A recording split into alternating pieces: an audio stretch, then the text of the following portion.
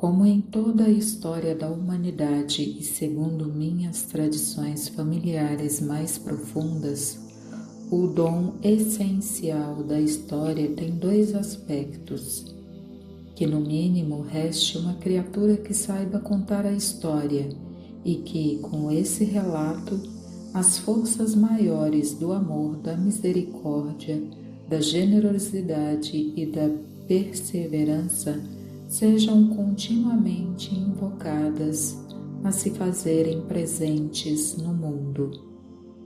Nas duas tradições das quais me origino, hispano-mexicana por nascimento e de imigrantes húngaros por adoção, o relato de uma história é considerado uma prática espiritual básica.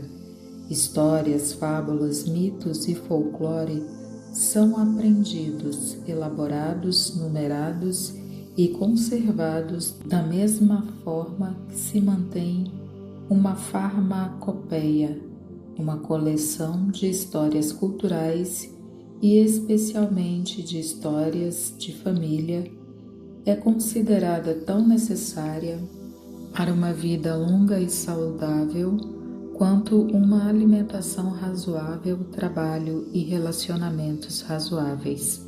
A vida de um guardião de histórias é uma combinação de pesquisador, curandeiro, especialista em linguagem simbólica, narrador de histórias, inspirador, interlocutor de Deus e viajante do tempo. Na farmácia das centenas de histórias que me ensinaram nas minhas duas famílias, a maioria delas não é usada como simples diversão. De acordo com a aplicação folclórica, elas são sim concebidas e tratadas como um grande grupo de medicamentos de cura, cada uma exigindo preparação espiritual e certos insights por parte tanto do curandeiro quanto do paciente. Essas histórias medicinais são tradicionalmente usadas de muitos modos diferentes, para ensinar, para corrigir erros, para iluminar, auxiliar a transformação, curar ferimentos, recriar a memória. Seu principal objetivo consiste em instruir e embelezar a vida da alma e do mundo.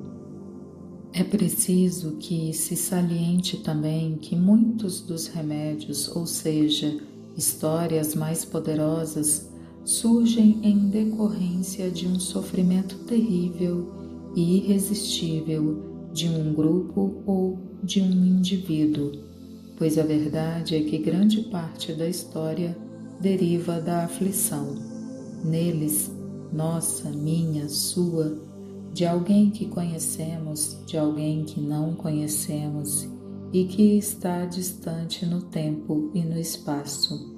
E, no entanto, por paradoxal que seja, essas mesmas histórias que brotam do sofrimento profundo podem fornecer as curas mais poderosas para os males passados, presentes e futuros.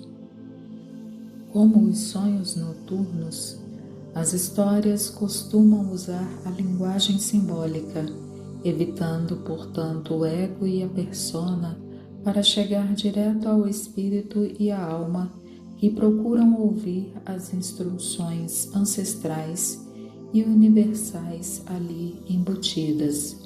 Em decorrência desse processo, as histórias podem ensinar, corrigir erros, aliviar o coração e a escuridão, proporcionar abrigo psíquico, auxiliar a transformação e curar ferimentos.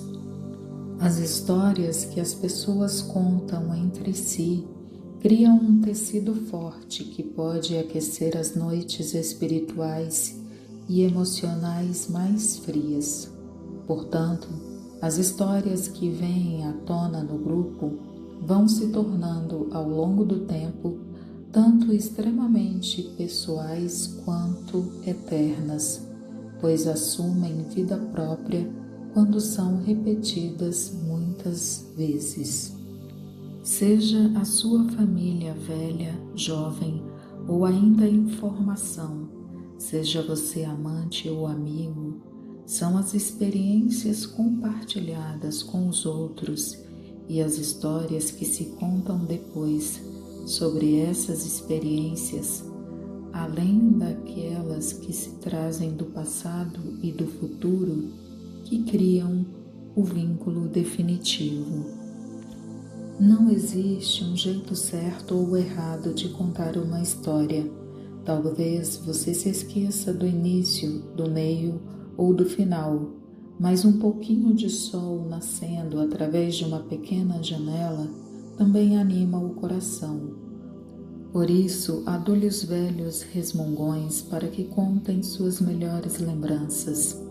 Peça às criancinhas seus momentos mais felizes. Pergunte aos adolescentes os momentos mais assustadores das suas vidas. Dê a palavra aos velhos. Passe por toda a roda. Force os introvertidos. Pergunte a cada pessoa. Você vai ver. Todos serão aquecidos, sustentados pelo círculo de histórias que criarem juntos.